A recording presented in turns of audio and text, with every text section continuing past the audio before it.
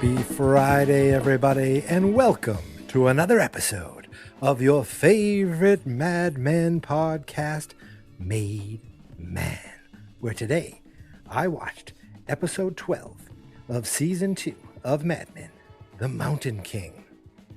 Now, let's talk about this. I didn't just finish it. Usually, I watch the episode, I get up, and I start recording right away. That was impossible today because I watched it at lunch during work, and then I had a meeting directly after I finished it. So the meeting only went 15 minutes, but I still couldn't do this right away. So here I am a little bit later. Wanted to talk about the episode, The Mountain King. Let's talk about it. Well, where we left off last episode, Dawn stayed in California. So I'm bouncing all over the place here, as I wanted to do, but Dawn stayed in California. Let's stay with that story. So why did he go stay in California? Why he wanted to meet somebody. He talked to somebody on the phone and says, "It's Dick Whitman. I want to see you." And it turns out, who did he go see? But the widow Draper. Yes, we had these little flashbacks, and this woman showed up early on in Dawn's apartment. He was in New York. He had the name Dawn Draper, and this woman tracked him down. She was furious. She was questioning. She was trying to figure out who this man was, saying that it was her husband. And he was like, "I don't know what you're talking about. A lot of people have the same name." And he finally gave in and said, "Look, your husband died. And they thought I was him. And I was looking for a way out. And this was it. And I'm sorry. And what can I do? I make money now. I could pay you. I know that's not right." But they kind of left it at that. And she seemed, she was upset that her husband died. But as it turns out, this ended up becoming a nice friendship. We had other flashbacks of Dawn visiting this woman in California and spending Christmases with her. In fact, they dropped a line which says, "You will be spending, I don't think we'll be spending Christmas together anymore, so he must go there every Christmas." Remember, he didn't really have anybody. So having this widow, this Mrs. Draper, was like starting a new connection, almost like a new family. And somehow this woman accepted him and really liked him, but never called him Don Draper, always called him Dick. And, we see him say to her, "I met a girl and she's nice. She's a model. She comes from a good family." She's like, "Oh, you're going to have children someday." And he's like, "We can come visit. I really want you to meet her." And she's like, "Well, what would you do?" "Well, I'll tell you, you're my cousin. But I do need something from you, and that is a divorce." Because technically she was still married to Don Draper. And I guess if you look at the records, they'll say Don Draper's still alive, and this is his marriage certificate, so they needed to have that be a divorce. And of course she was like, "Oh yes, of course, I didn't even think of that. And this is who Dawn came to visit in current times. He went to her house. She does piano lessons now.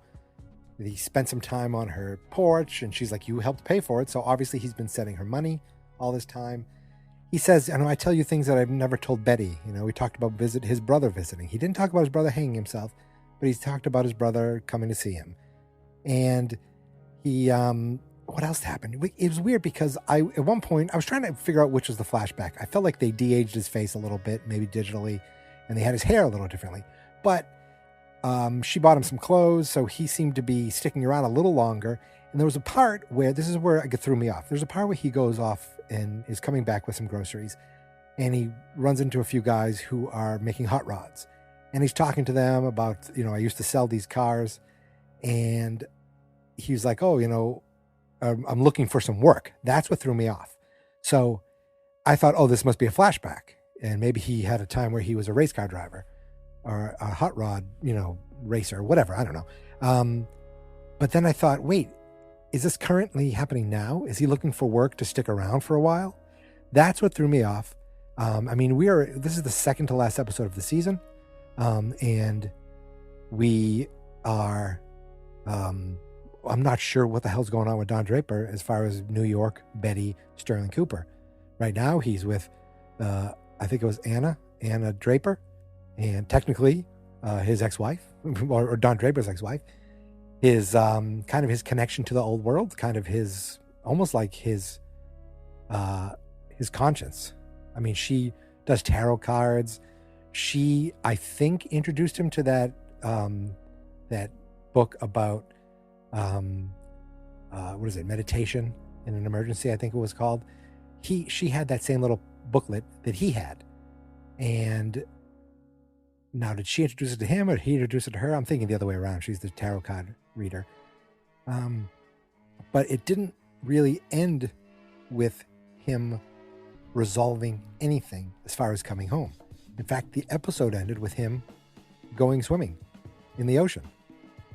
You know, is it his way of saying, you know, this is the life I should have had. This is where I should be. I mean, Jesus Christ, Don, you had your life. You left it. You took Don Draper's life. You made something of it. Now you're leaving that. All you do is run. Is that what you do, Don? You just run when you're not happy? Is that you, Don Draper? Is that you, Dick Whitman? Help me out here. Now we do have, and I think that pretty much covers all of Don Dick. We'll call him Don Dick or Dick Don. All of his story, because he doesn't interact with anybody back in New York, but a lot of stuff happens in New York. Betty catches Sally smoking. Sally's acting out because Don's not there. Betty is, you know, she throws Sally in the closet, but then she feels bad and lets her out. She calls this woman, the woman that she kind of set up with that guy from the horse riding. You know, like she said they were going to meet them for lunch and left them by themselves because they knew they flirt with each other. She calls her up to ask about private schooling, and the conversation goes to this guy at the horse race. And it turns out this woman did the nasty with this horse racing guy right before he's getting married. And she's a married woman. And Betty's like, how could you do that? And this woman's like, you set us up. And she's like, flirting is one thing, but actually acting it out. And the woman's like, you're a horrible person. And I'm like, yes, Betty Draper is a horrible person. She is an immature, conniving woman. That's what I think of her as. The way that she set these people up and the way that I think she called and the woman hung up on her. I almost wanted to see a smile on her face. I thought we were going to see a little smile like, haha, that worked out perfectly. But instead, we see her get a gift for Sally to say, you're older now. Here's some things. I want to take you riding. Now, maybe she wants to take her riding so that she can take her daughter and not have to deal with this guy by herself. I don't know. But she also took the time to say, Dad we're having some disagreements. Dad's not home. Dad's not coming home right now. He's off. I'm not sure where he is, and I'm not sure when he's coming home, but it's going to be okay. So that's her way, I guess, of accepting Sally is getting a little older. She's friggin' 8 years old. So, but again, I think Betty Draper's working on a 10-year-old level sometimes myself. So it's not that big of a difference. I mean, Jesus, she's almost boyfriends with the little kid from down the street. Almost boyfriend, girlfriend with her. Okay, where was I with that?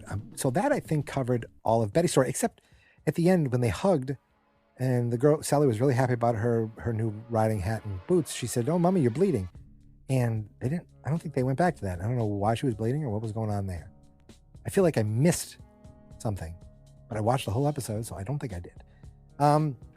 In the office, there's a new client. Well, not a new client. Well, actually, there is a new client, Popsicle. Peggy got the Popsicle account on her own. She closed it. Dawn wasn't there. She approved all the story. She came up with the idea of the splitting the Popsicles because Sal used to do that. Her mom used to do it. She realized everybody used to do it. And the thing is, Popsicle is looking to not just be something that gets delivered by the ice cream man. They want you to buy this in your freezer, stick it at the freezer section of your groceries, and bring it home. And that's what she was doing with this advertising. She kind of almost saw it as a ritual based on the church, and she knows that the church is good at selling stuff. So she gave this approach to them. They loved it. She ended up getting the account, and at the end she goes to Roger, I need to talk to you. And he's like, I forget what he said, but he apologized to her, I think, right away, like, oh, did I offend you? Did I say something? She goes, no, I think I should get my own office. And he's like, okay, sure. You can take Freddie's office because Freddie Rumsen's gone. She takes his office. And you could see later on the guys are jealous. She was working right next to the copy machine, very loud, and it was really distracting. And now she has her own office. She took Freddie's office right next to Dawn's. Pete came in later. She actually joked, oh, I've been sleeping with Don Draper, and it's been working out great. So that was really it for Peggy, I feel like. There's still a weird connection between Peggy and Pete. Let's talk about Pete. Pete is a creep also. And Pete was very upset when he found out that an appointment had been made for him at the adoption agency with his wife. And he sees that as a sign of weakness because his crazy mother and him taking an unwanted child for your own. He sees this as, I think, it's not something that his type of people do. Because, he's a creep. And he's upset that now someone at work knows, and he's upset that this decision was made without his asking, to the point where he comes home and yells at his wife, takes the chicken that she cooked and throws it off the balcony.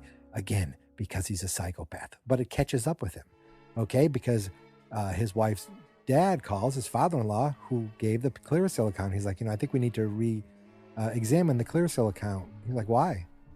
I'm just not sure if you're distracted or not. But basically, Dad was saying, you need to friggin' support your wife, do this adoption, or I'm going to pull these accounts. And Pete basically called them on him. He says, this is my wife and my own, has nothing to do with you. It's between me and my wife. If you know what, you could pull the accounts. And he called them on it, hung up on him. Because again, Pete is an idiot. He told Peggy of that towards the end. He's like, it might not be working out, or with my father-in-law. We might be losing this account. And he also mentioned, he goes, Don never checked out. I don't know where he is, but he's disappeared before. I know some things about him. I could tell you that, this is not that new for him, because again, he figured out the whole Dick Whitman thing. And Peggy's like, yeah, I don't care about your gossip. Don will come back when Don comes back, which was pretty cool on her because she is cool. Now, with Don being gone, he even though he's a 12% partner, he could not be part of this partnership deal that we're talking about here. What's the deal? Well, it's that they were voting to accept the merger with the British company that that Duck the Jerk cooked up last episode. Bert Cooper met with his sister, his younger sister, and there was another woman there that was also a partner. And they met a little, they talked a little about it. He did not like the idea. Bert does not like the idea of selling out his family's legacy, selling out his story.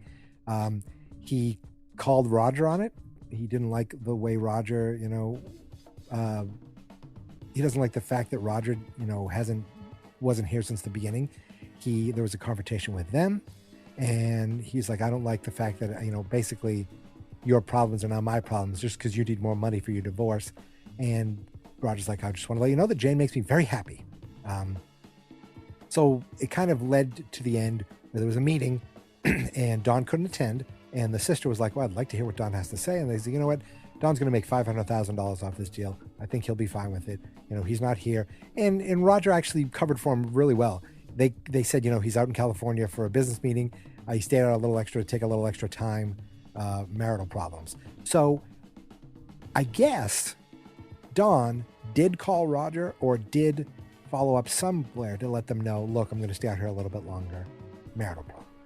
So, or Roger's just awesome at covering and can figure it out and knows and says, yeah, don't worry about it. Stay out there as long as you need. We got it covered. But what I really loved was at the end of the episode, the sister, who was awesome, Bert Cooper's sister, says, now you're able to, really provide for your children. And Roger goes, oh, I only have one. And she goes, oh, she says something like, oh, are you sure? Are you sure about that? And walked away. And what she meant was, you're basically dating a child. You're engaged to a child. I thought that was awesome. That was a great line. And then as they walked out of the office, you see Bert just kind of sitting there, uncomfortable, almost like, I can't believe I've done this. This is my legacy. And, he's not, even when he voted yes, he was a little apprehensive about it. So you feel bad for him a little bit. And now I think that covered everything. Kinsey was back from his trip. I guess his girlfriend broke up with him, but he said he felt like he made some change. And they were all jealous of, even Harry, especially Harry, was jealous of Peggy's new office, and she's going to get her secretary, and she has Freddie's bar, and she actually, Joan was going to help her change the name, and they had a little banter with Joan, and she was, Peggy was talking about how great Joan's fiance seems because they met in the episode. And here's the thing, Joan's fiance is not great. He's not even good. He's an asshole, I believe is the proper terminology. So we had a moment earlier on in the episode where Joan is watching TV, watching with her fiance, and she gets a little flirty, and she wants to make sweet love with him, and gets on top of him. And I think that is the distracting part. I think that he's like, "What is this? You know, where have you learned this?" She's like, "What do you mean, where have I learned this? What are you talking about?" That's not the exact quote, but it's kind of what he got was he didn't like this idea of her on top. I think that was what it was. And it almost was like, you know, where do you learn these kind of crazy things with men before you or something? And Joan was like, there's nothing before you, basically. Nothing matters before you. They didn't end up, sleeping together. They kind of turned over the other way. And I thought, okay, this guy's a bit of a prude. Maybe he's nervous. I don't know. Then when Peggy was talking to Roger about the office, that is when she met the fiance. Roger met the fiance, and they were talking about going out to dinner. And Roger's like, "Oh, well, where are you going out to dinner?" And she said, "This French place." He goes, "Oh, you hate French food." And there was just a little glimmer of a reaction in the fiance. Like, why does this guy know that you don't like French food? And I picked up on that. And then she went to do a few things at her desk. And he says, "Geez, that guy knows a lot about you." And she's like, "Well, I've been working here for 9 years." And it's a good explanation. I mean, obviously, she didn't tell him that her and Roger had an affair, that they were lovers. But it seemed like he picked up on something. So he follows her into Dawn's. Oh, he goes, "Fix me a drink." Right? And he goes, "This is how those guys do it." The guy, I see the movies. "Pretend I'm your boss." And he kind of opens Dawn's office. She's like, "Fine, I'll fix you a drink." And she goes up behind her and gets a little flirty. And she's like, "Not here, not here." And he gets a little more flirty, a little aggressive. And then he pins her down on the ground and he rapes her. Yeah. Now, I don't know how something like this is seen in the 1960s. Is there some caveman philosophy back then of that's your husband and it can't be rape? That's your husband. That's your fiance. Is that the way, it is looked at? Is that the way this is going to be looked at? Is something going to happen from this? This can't just be a one-time thing where we see this. Now we know forever that this guy is a piece of trash. I feel like something more needs to come from this. Hopefully someone finds out and does something about it. And to be honest, I hope it's Roger. Because Jane's fine, but you should be with Joan, buddy. If you're going to be with somebody who's not your wife, it should be Joan, and Joan should be with you. And I hope something happens to this guy. I hope something terrible befalls him. I pray for it. I pray for it every day. Because he is a piece of garbage, and Joan doesn't deserve that. And it was awful. It was very uncomfortable, and it was just awful to see. And yet the next day when they're talking at the office, she's like, "Oh yeah, he's going to be a doctor. He's going to be working at this." And he volunteers with Negro children. It's like, Jesus Christ. She's like, "Oh, he seems like a real keeper." Like, yeah, except for the fact that he's a friggin' rapist. Besides that, he's wonderful. My friends, I think that's it. I think I've covered everything. Peggy got an office. The guys are jealous. Pete is a jerk to his wife, might lose an account over it, but doesn't really want to adopt. Roger is really happy with his wife, and he's happy with this merger. So's Bert's sister, but Bert not so much, even though he's going through with it. Betty, she's upset with her daughter smoking, sees her acting out, won't maybe put her in private school, wants to spend more time with her riding, and sees her as grown up enough to tell her the truth about Don, while Don is off being a dick. I shouldn't say a dick, but he's off being Dick. He's off being Dick Whitman. Yes, pun intended. He's off being Dick in California with the real Mrs. Draper, and spending time with her. because he doesn't want to go home yet. I mean, he's off in the ocean. He's not ready to go back. But I feel like this woman is saying, you need to go back. I feel this woman's going to push him back. She's not a lover. She's not someone she dated. This was like a mentor. This was like someone to look up to, an older woman. And she's going to tell him or give him the right path to go home to your family. And I think that's how we're going to end this season. Because my friends, we are one episode away from the end of the season. I shouldn't say that. The next episode is the end of the season. And we have done it. We'll be on episode 26 of Made Man. 26 episodes, 2 seasons. And we're not stopping. We're not stopping. We're going straight into season 3 next Friday. But that is for another day. That is for another week. Right now, I just want to tell you can find us on Twitter at MadeManPod or at fans.experts. The website is fans.experts.com/mademan, and we are available on every single podcasting tool you can think of, like iTunes, Google Play, Spotify, Stitcher, I think TuneIn, a bunch of stuff. You go to fans.experts.com/mademan, and you will find a link for every single episode, and inside that, you can listen to it directly there, or you can find many links to subscribe to it. We are unavoidable. You can find us. And if you do subscribe to us, I ask you, take a moment. If you're an iTunes user, take a moment. Give us a rating. Give us a review. Even if it's bad, I'd like to see that someone's out there. And I appreciate you guys for listening. I appreciate you guys for following me on Twitter. And I appreciate this show, Mad Men. And I appreciate you for coming along on me. That did not come out right. For coming along with me. That sounds much more professional.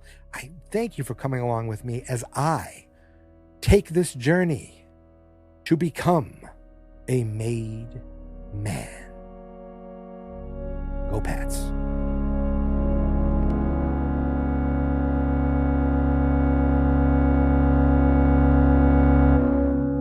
Fans not experts.